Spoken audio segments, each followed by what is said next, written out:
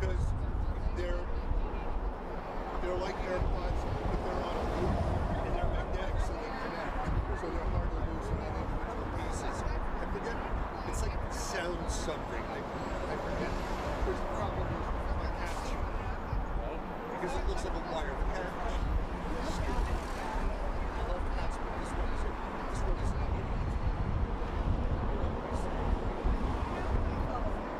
He's orange. He's like the male hippo of cats. You know, totally stupid. Like the wire, router. You know, so I had to get another power pack for Verizon. They actually said, no, they didn't, but they said we want a picture. We want a picture of the chewed wires. No one's in a Verizon thing somewhere. The cat chewed up my router. But yeah, two keyboards. This is triple wireless. Oh, wait here. So I'm just gonna shove this up in.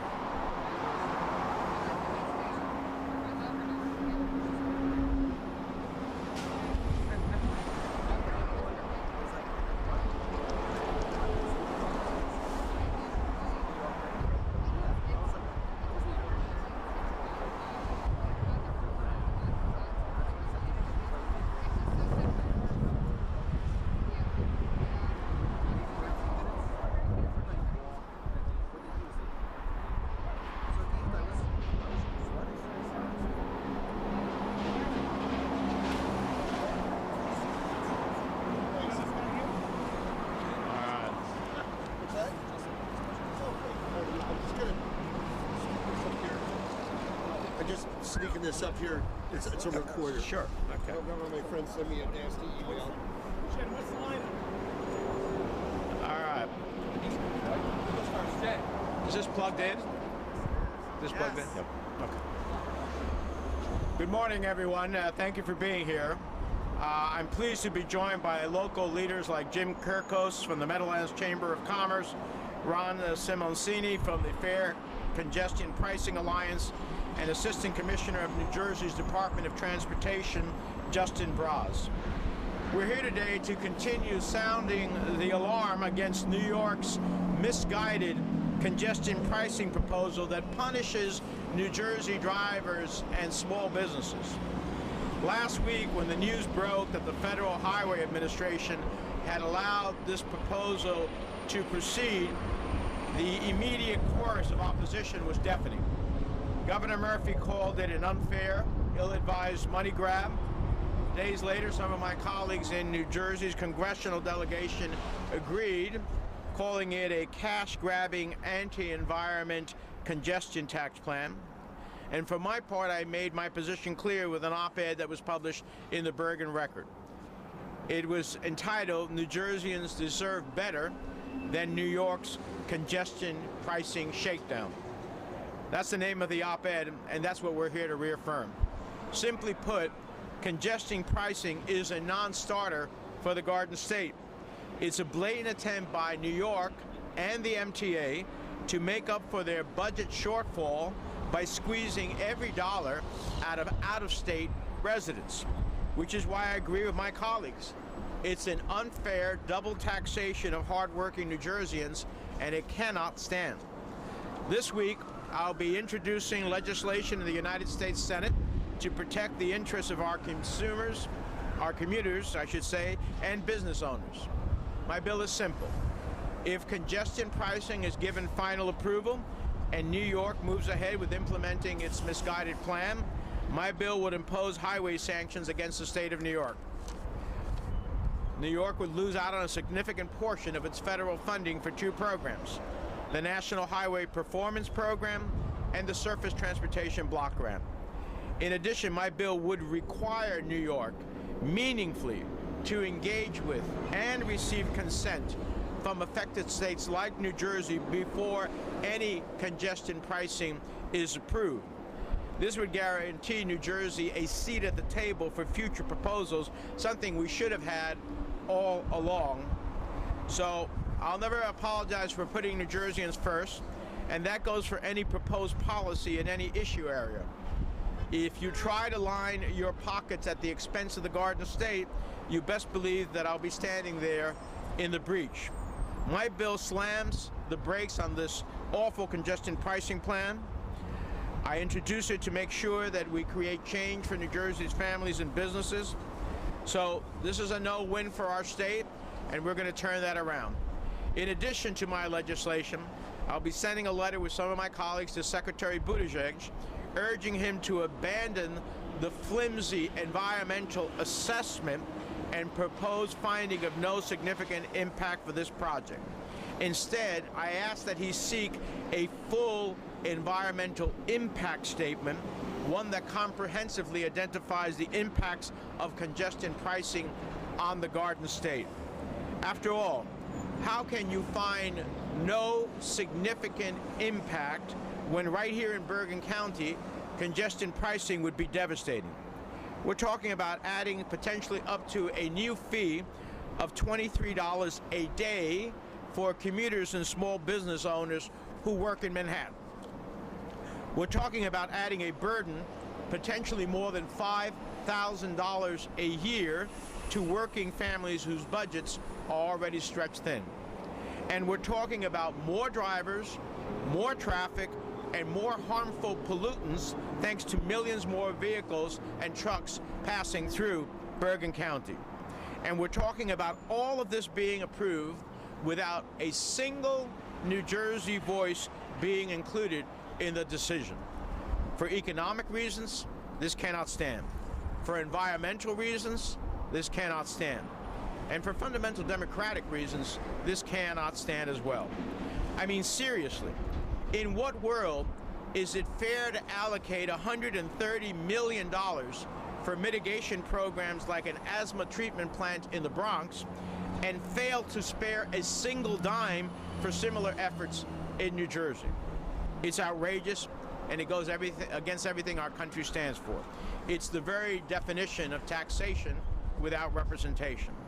And shoulder to shoulder with our governor, with colleagues in the congressional delegation, and with leaders like the ones we have with us today, we're going to fight tooth and nail to prevent New York from going forward with this plan.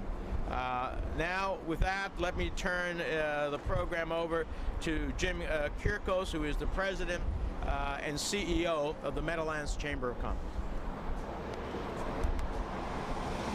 Thank you, Senator. And thank you for your continued strong leadership on issues like this. I'd like to address today the idea about what this impact means to small businesses. And I represent literally hundreds of small companies that service not only the consumers in New York, but businesses in New York. And we're at a moment in time when pricing inflation is so hard for small business owners. There isn't a day that doesn't go by when a small business owner doesn't share the story with us as to how hard it is for them to remain in business.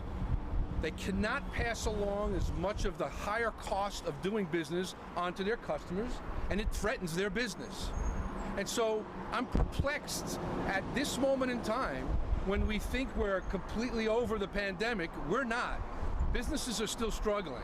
These issues seem to be slap in the face of any common understanding of how to deal with the economics of saving and helping small businesses and even some mid-sized companies stay alive and do business. And what's even more perplexing to me, as someone that runs a business organization, there are so many times when New York and New Jersey are connected together and collaborate in partnership in so many ways. And as the Senator said, for this process to have taken place without New Jersey having a seat at the table slaps us in the face for any camaraderie, any collaboration, any partnership moving forward in the future. I'm not so sure how we continue to do that And it's necessary for our two states to collaborate and be connected to one another. So, as I represent small businesses all around this region and understand the economics and the struggles that they have in maintaining their business, this is an ill-advised time to advance a program of congestion pricing that could have so much of a negative impact on so many. But we stand in full support of the New Jersey delegation and our great senator for all the fight and his legislation to cease and stop this program from going forward. Thank you. Thank you. Thank you. Thank you, Jim. Now, Ron Simoncini, who's the head of the Fair Congestion Pricing Alliance. Ron? Thank you, sir. You know, the shame of this is that you can understand it when you have nations who need to decouple. But how do you get a situation where New Jersey has to decouple from New York? This is how you do it. You say that you're going to decrease pollution, but you don't. You say you need people to move to mass transit, but the mass transit capacity doesn't settle it, and it won't be here for 10 more years.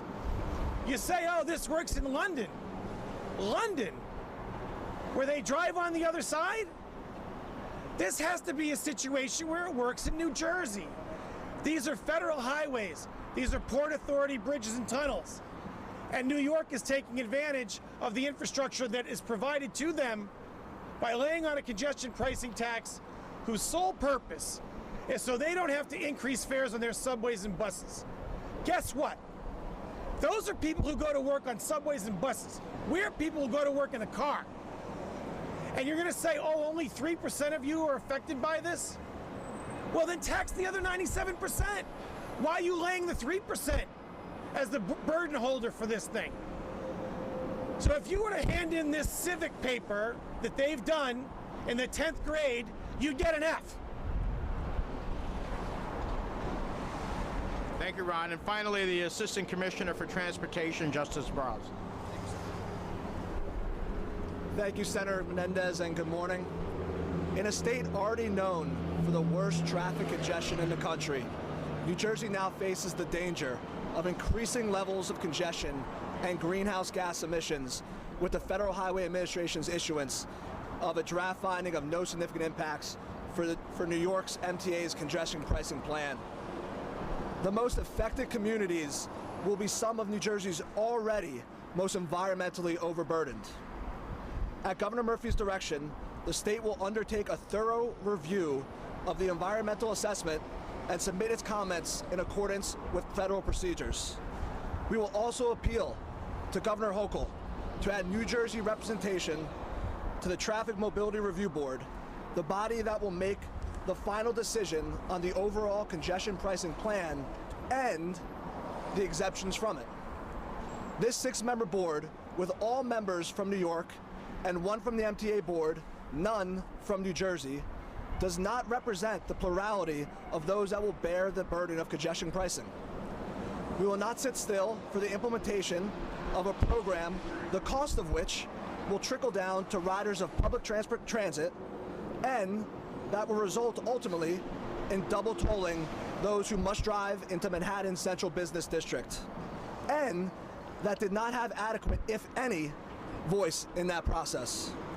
As Governor Murphy has said, New Jersey is not opposed to the concept of congestion pricing, but we oppose it when it is premised on revenue generation and not true congestion relief.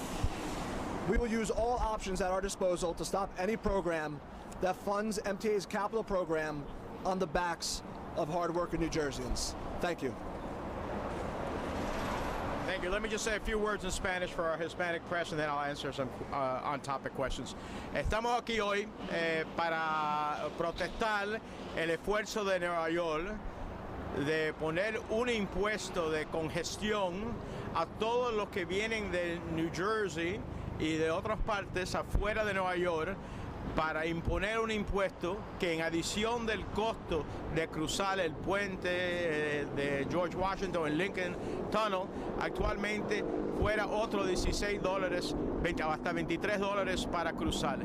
Es injusto. Eso pudiera crear más de $5,000 al año a esos pequeños negocios y personas que tienen que ir a Nueva York para trabajar, para vender sus productos, para transportar sus productos. Así que no es aceptable que la ciudad de Nueva York esté poniendo un impuesto a todo eso que usan sus carreteras como ellos usan las carreteras de nosotros.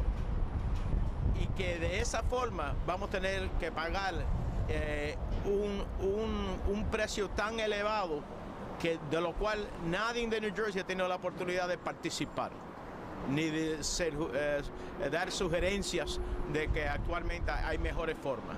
Así que vamos a pelear en contra de esto. Estoy proponiendo una ley en el Senado para eliminar de Nueva York cualquier costo que vaya a ser implementado aquí, que ellos van a pedir dineros del programa federal.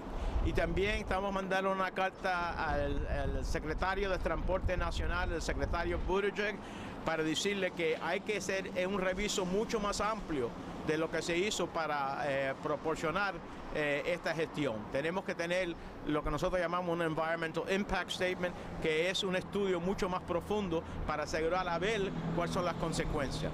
Vamos a pelear esto en todas las formas posibles porque es injusto para los residentes de New Jersey. With that, I'm happy to answer some on-topic questions. Yeah, Larry.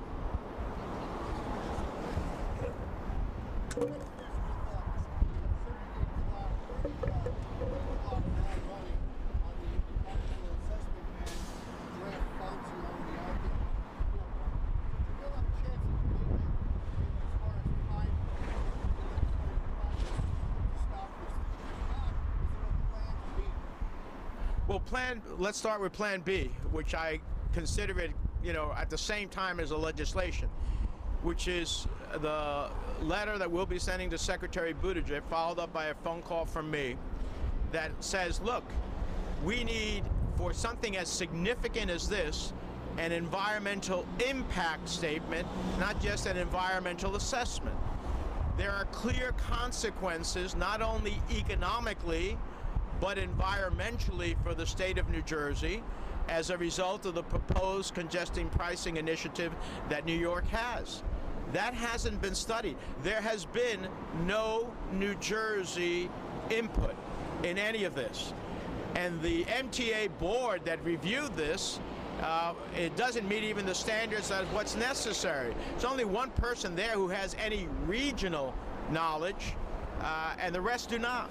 So as far as I'm concerned, as we push the legislation, we're also going to be pushing for an administrative decision by Secretary Buttigieg to broaden from an environmental assessment to an environmental impact statement that's much more profound, much more necessary, and I think that it calls for the necessity to do so based upon all the ripple effect that will happen.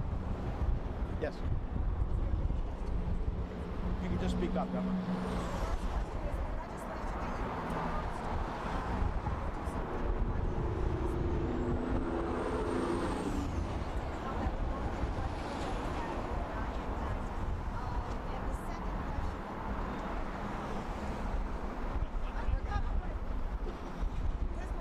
Okay, all right. So how was the legislation, how would that actually operate?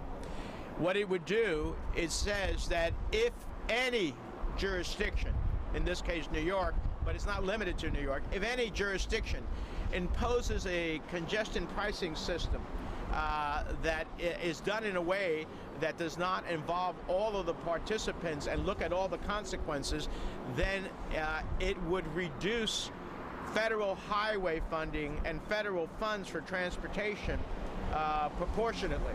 So in essence, whatever the MTA is doing to fund their budget is they'll lose it in federal dollars as an incentive to basically say to them, don't do this, certainly don't do it this way at the end of the day. And I think that we will have other colleagues in other parts of the country who will be concerned about, is a neighboring state going to do something similar, and how will that affect my state if there's no participation from my state as to how that will work out. I think we'll get support from other colleagues who don't want to see themselves in a similar set of circumstances.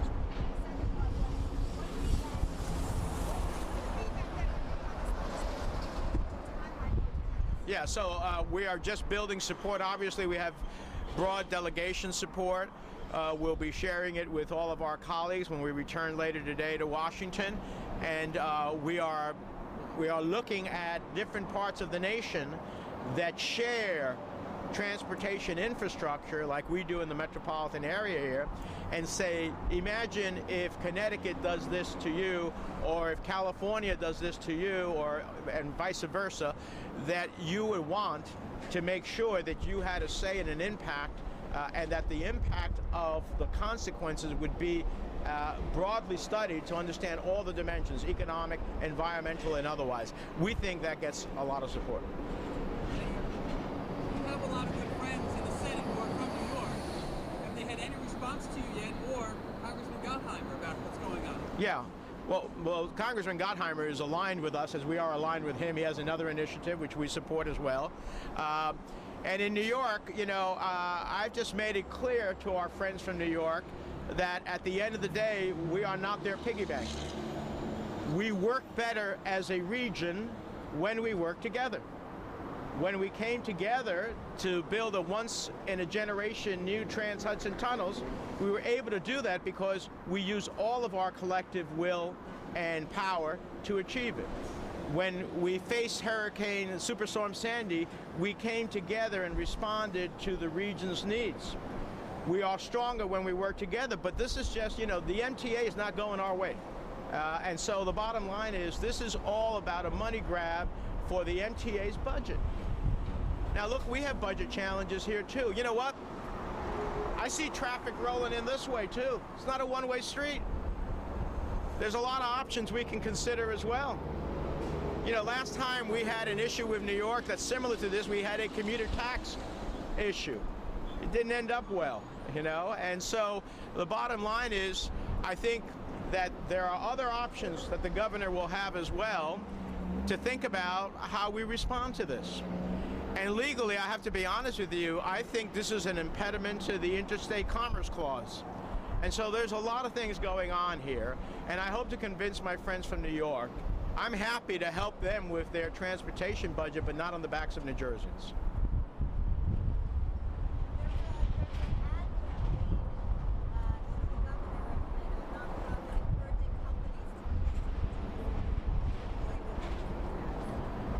You know, that's I applaud the governor for doing anything and everything we can. Look, I think this is a multi-dimensional response. We're going to push the Secretary of Transportation. We're going to push legislation. We're going to go ahead and pirate New Yorkers if that's what's necessary to understand it's better to be here on this side of the river on this issue and so many others. And inevitably, New York is going to need our votes at some time for something. So, you know, it doesn't work well when you ultimately pick on one neighbor as a way to solve your problems. If we work together, there are better ways to move forward. But the mere fact that New York doesn't have one New Jerseyan on the panel to review this is outrageous. The mere fact that there has been no input from New Jersey is outrageous. And they keep telling us, well, don't worry, because the next phase is where we're going. Well, you know what? I've been down that road before. The next phase, it'll be way too late to get any relief. So I applaud the governor for doing that. I also hope that at some point he'll look at the options legally. I think there are options legally as well, as I mentioned.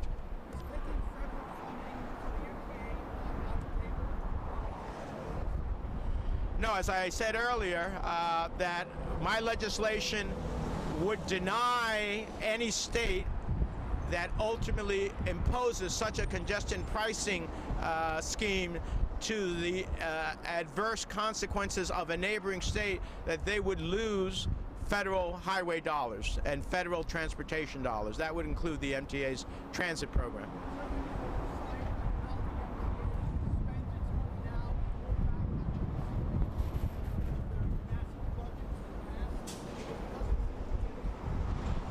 Well, look, I think it's if you're telling New Jerseyans that we have to basically fill the MTA coffers, then I think it's perfectly fine to look for an audit, a federal audit of the MTA to understand how they're spending their money and whether or not it's being spent appropriately and whether or not it is justified.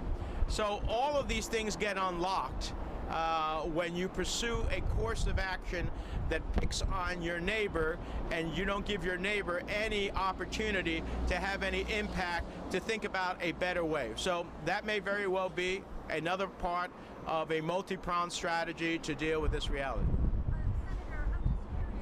You said, last resort, this is not a one-way roadway, right? What would that be? Well, look, I would simply say, we could consider whether congestion pricing in certain parts of New Jersey is a reality. Maybe it will cost you X dollars to come across the bridge and come through Bergen County as you're proceeding to Pennsylvania, or you're working in Bergen County, or in Hudson County with the Lincoln Tunnel, or the Holland Tunnel. I mean, my point is that this isn't a one-way street. The traffic coming here is coming both ways. As a matter of fact, right now it seems to me there's more traffic coming into New Jersey than is headed to New York at this point in time right now. So you have to understand that there are ways in which the state of New Jersey can respond. I don't like that. I don't think that's the best way to deal with regional transportation problems, but I also don't think New Jerseyans should be held up without a consequence. Larry? According to congestion pricing, some of the statistics in the MTA environmental assessment that basically say the impact on New Jersey will be minimal. But less than 10% of people coming into the city drive in, that will have this much of an impact on the transit or bad, like the figures were under 5% would be added to those systems. Do you have confidence in those No. figures?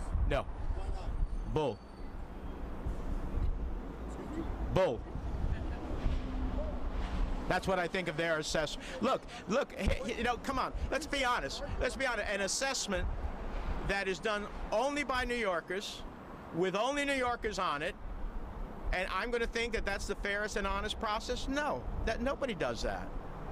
Number two is it doesn't deal with the reality that our people are telling us about the consequences in New Jersey communities. If you want to avoid the congestion price tax, there are ways to circumvent New York and go around it, especially if your ultimate destination is somewhere other than New York. And so the reality is it simply is mind-boggling to think that it all is going to produce very little consequence. I don't believe that for a moment, and that's why, Larry, having an environmental impact statement that is more broader, is deeper, and more just is important to have so we fully understand the nature of the consequences. All right, thank you all very much. Appreciate it.